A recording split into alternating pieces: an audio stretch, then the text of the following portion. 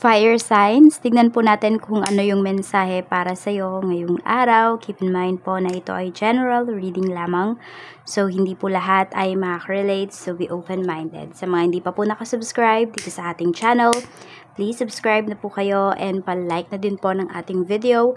At sa mga nais pong mag-avail ng ating private readings, ng ating Evil Eye Amulet, makikita nyo po yung link sa description box below. Okay? So, tingnan na po natin kung ano ang mensahe sa'yo.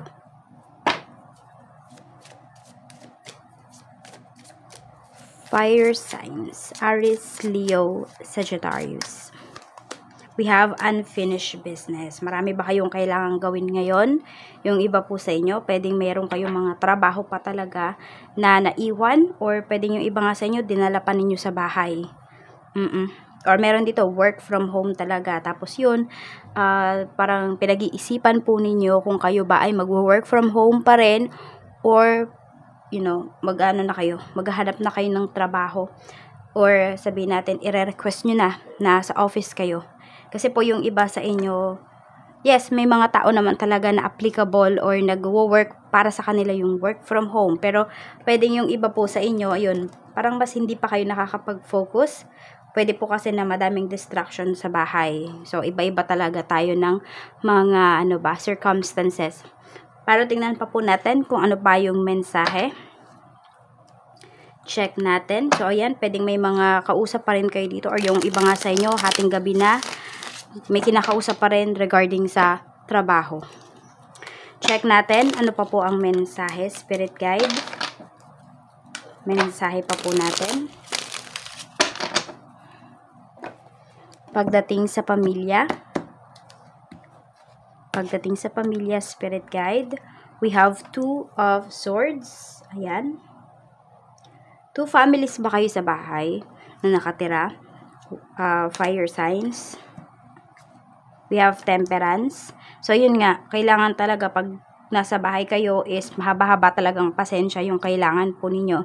So, madaming distractions. Actually, pwedeng meron din dito kapag kunwari natutulog or oras ng tulog, tapos may mga nag-iingay, so may nagagalit po sa inyo, or sabihin natin sa inyong mga anak, ganyan. So, ewan ko, ang dami-dami akong nakikita dito na adjustments na kailangan gawin pagdating sa bahay. Ayan po. Pwedeng meron din dito nagbabalak na lumipat ng bahay or magsolo. Kasi nga po wala kayo talagang natatapos. Tapos kung meron ding mga bata nga sa bahay, so oras ng tulog ninyo, pwedeng doon may nag-iingay.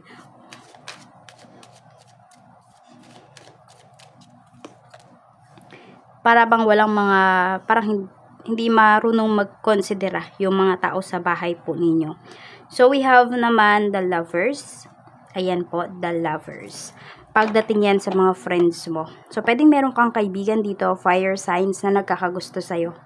Yes, pwedeng crush ka nitong taong ito, the Lovers. Pwede rin naman na, excuse me, na yung kaibigan mo ay niyayaya ka na mag-negosyo. Because this is also about partnership. Nasa mid pa no? Nangangati ang lalamunan. Hi, we have 9 of coins. Oh, more on about nga ito sa business. Pwedeng ganito, meron kang isang friend na nakakuha siya ng malaking pera. So, it's either pwedeng nagtatanong siya sa'yo. Okay, or yung mga plans ninyo, nitong mga nakakaraan taon or nakakaraang buwan, pwedeng ngayon nyo ipagpapatuloy yan. So, parang mas ngayon ba siya magkakaroon ng lakas ng loob para i-discuss yan sa'yo, para i-open up yan sa'yo. So, ayan po. Parang hindi nyo naman siya tatanggihan. Actually, you will entertain this friend. Pero, depende na lang siguro if interested ka pa talaga dun sa ino-offer niya sa'yo. Ayan. Tingnan natin, pagdating naman po sa, or pwedeng pwedeng hindi yan negosyo pwedeng trabaho. Okay? Pwedeng sinasabi niya, lipat ka dun sa namin, sa trabaho namin kasi malaki yung kita. Tignan po natin ano pa yung mensahe pagdating sa love life.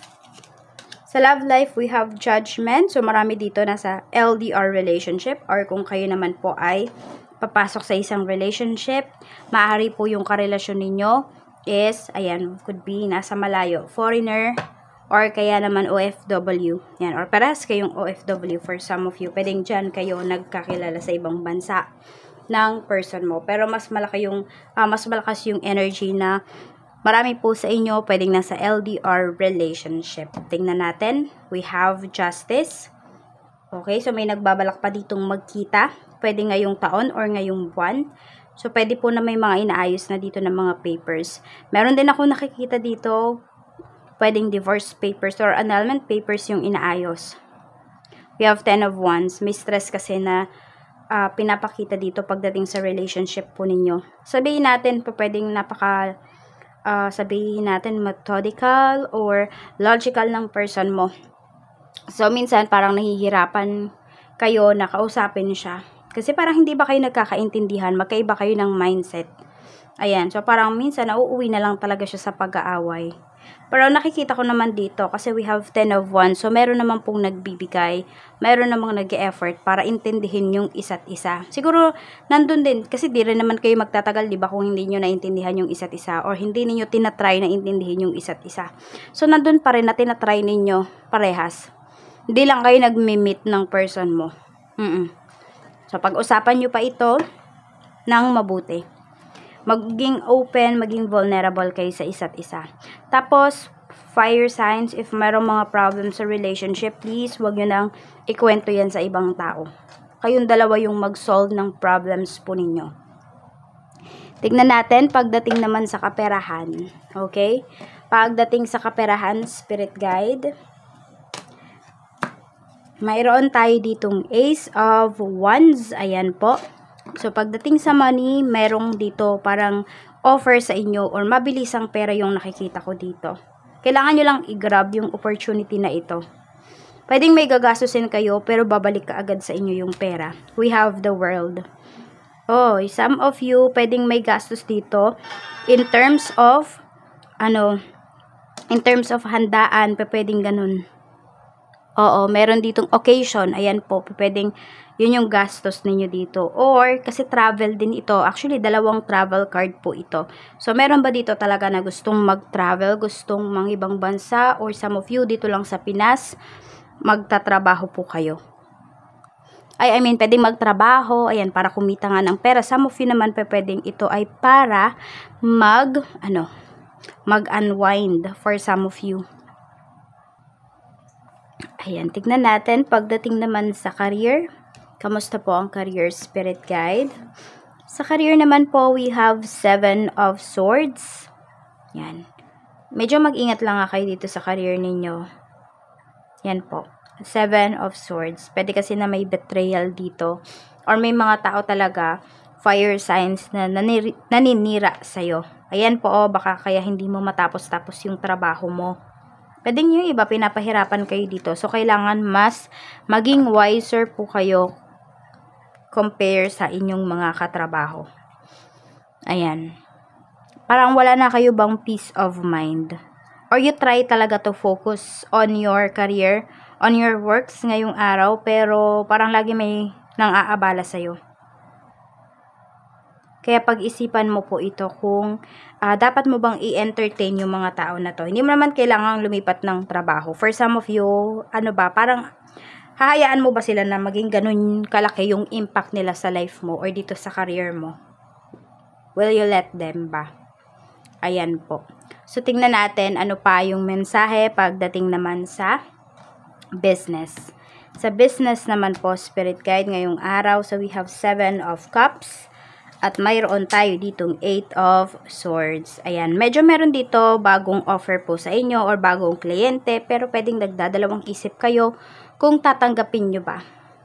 Kasi parang committed na kayo sa ibang mga clients po ninyo. So, wag naman pong ganun na sobra-sobra yung tatanggapin ninyo na, kunwari, production ngayong araw, tapos alam nyo sa sarili ninyo na hindi ninyo kaya. So, wag nyo pong ilagay sa alanganin yung inyong business. Kasi, name ng business po ninyo yung masisira dito. Kaya mag-iingat lang din po. Kaya ayan meron tayo ditong unfinished business. Pwede rin tignan ninyo kung baka may mga hindi kayo na-replyan pero na-seen po ninyo na mga clients. Kasi yun, baka magtampo. So, we have yan, 7 of Cups and 8 of Swords. Tignan naman po natin ano ba yung blessing para sa'yo ngayong araw na ito. So, kuha muna tayo. Ano ba yung blessing for you? Ayan. Dami naman nating cards. Okay. Check natin. Blessing Spirit Guide for fire signs. Blessings, Spirit Guide. We have airplane. So, meron nga talaga dito, pwedeng nagpaplano talaga kayo na it's either magbalik bayan, umuwi na ng Pinas, mag for good, or nagbabalak kayong mag-travel. Ayan po. So, pwedeng meron na naman kayong ma-unlock na goals ngayong araw na ito or ngayong March 2024. So, ayan lamang po. Maraming salamat po sa walang sawang pagsuporta ninyo dito sa aking channel. More blessings po para sa inyo ngayong taon na ito. Ingat!